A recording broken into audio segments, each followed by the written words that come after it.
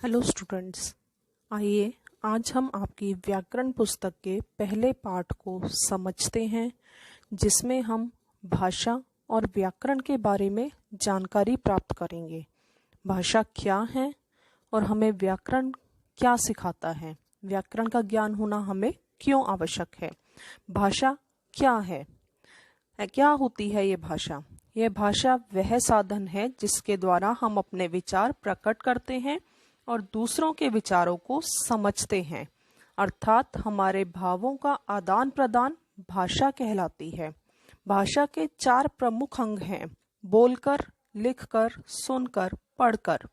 बोलकर और लिखकर हम अपने विचार प्रकट करते हैं, सुनकर और पढ़कर हम दूसरों के विचार समझते हैं।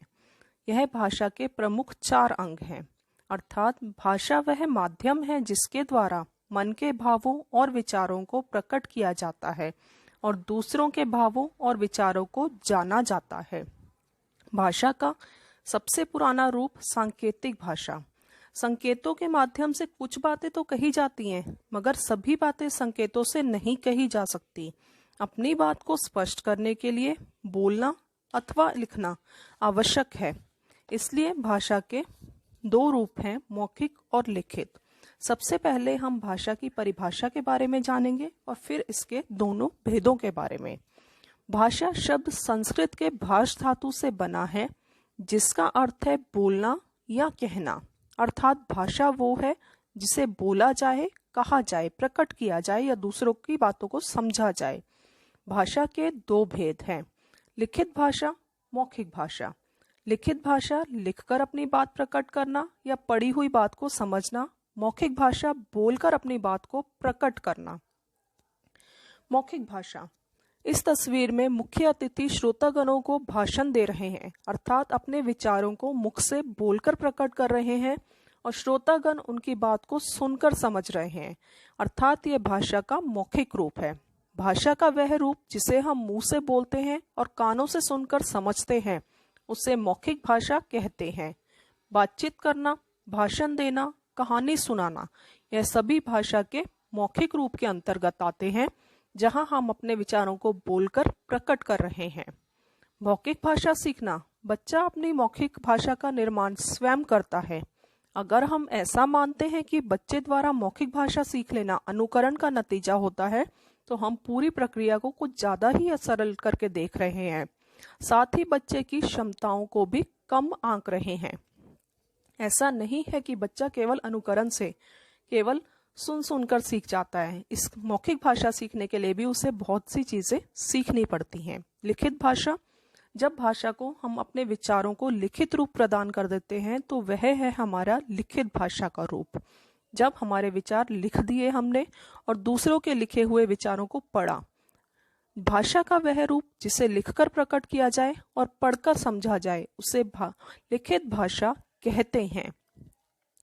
लिखित भाषा लिखकर प्रकट करना और पढ़कर समझना दूसरों के विचारों को। पत्र लिखना, समाचार पत्र पढ़ना, पुस्तक पढ़ना। यहाँ हम अपने विचार लिखकर प्रकट कर रहे हैं और दूसरों के विचारों को पढ़कर समझ रहे हैं, अर्थात यह हमारा भाषा का लिखित रूप है, जहाँ हमने अपने विचार लिखकर प्रकट किए और दूसरों के विचारों को पढ़कर समझा। भाषा का लिखित रूप। मौखिक। जिस भाषा को मुख से बोला जाए अथवा कानों से सुना जाए, उसे मौखिक भाषा कहते हैं। और लिखकर अपनी बात प्रकट करना अथवा लिखा हुआ रूप पढ़ना, दूसरों की बात समझना, लिखित रूप कहलाता है। अब लिखित रूप को हमें एक रूप देने के लिए, जब हम लिखित भाषा के लिखित रूप को एक रूप देना है, तो हमें उसके लिए लिपि की आवश्यकता है, उसके वर्णों की आवश्यकता है। इसलिए हमें लिखित रूप देने के लिए उसके लिपि चिन्हों को जानना आवश्यक है, अर्थात भाषा के लिखने के ढंग को लिपि कहते हैं। भाषा के लिखने का ढंग ही लिपि कहलाता है, तभी हम उसका लिखित रूप प्रदान कर पाएंगे जब हम उसकी लिपि जानते होंगे। अब भाषा और व्याकरण क्या है, क्यों भाषा के साथ साथ लिपि के बाद हमें व्याकरण की भी आवश्यकता है, क्यों हमें व्याकरण का ज्ञान होना भी आवश्यक है, क्योंकि व्याकरण ही हमें भाषा के सही रूप को बोलना, लिखना और पढ़ना सिखाता है। भाषा का शुद्ध व्याकरण का शुद्ध ज्ञान ही हमें भाषा का असली परिचय देता है। अर्थात जिस शास्त्र से भाषा के शुद्ध रूप और प्रयोग का ज्ञान होता है उसे व्याकरण कहते हैं। मेरे को बाजार जाना है, यह वाक्य गलत है। इसकी जगह आएगा मुझे बाजार जाना है। तो यह सब अशुद्धियां हमें किसके ज्ञान होती हैं? व्याकरण के द्वारा। सुधा खाना खाता है, सुधा स्त्रीलिंग है लेकिन क्रिया हमने लगाई पुल्लिंग, इसलिए ये वाक्य गलत है। इन सब का सही प्रयोग हमें व्याकरण से ही मिलता है। सुधा खाना खाती है। किसी भाषा को शुद्ध बोलने, पढ़ने